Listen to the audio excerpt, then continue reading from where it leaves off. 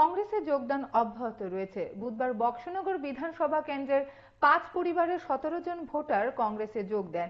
এদিন আগরতলা কংগ্রেস ভবনে নবাগতদের হাতে দলীয় পতাকা তুলে দিয়ে বরণ করেন পিসিসি সভাপতি আশিস কুমার সাহা।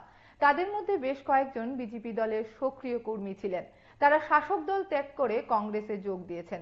বিজেপিকে পরাস্ত করতে কংগ্রেসই একমাত্র ভরসা বলে জানিয়েছেন পিসিসি সভাপতি।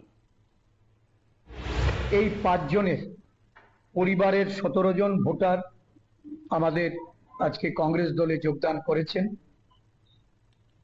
ভারতীয় জনতা পার্টির বিভেদকামী, বিচ্ছিন্নতাবাদী এবং সাম্প্রদায়িক যে মনোভাব, এই মনোভাবের বিরুদ্ধে যারা একসময় বিজেপি দলে সামিল হয়ে এই রাজ্যে পরিবর্তনের লক্ষ্যে কাজ করেছিলেন, বিজেপি সরকার গঠনে যারা ভূমিকা নিয়েছিলেন, আজকে বিজেপি দলের প্রতি বীতশ্রদ্ধ হয়েছেন, তাদের জনপ্রতিনিধিদের আচরণ, এই রাজ্যে প্রতিহিংসামূলক রাজনীতি, সর্বোপরি দুর্নীতিতে নিমজ্জিত এই সরকারের বিরুদ্ধাচরণ করে তারা একসময় প্রতিবাদী হয়েছিলেন।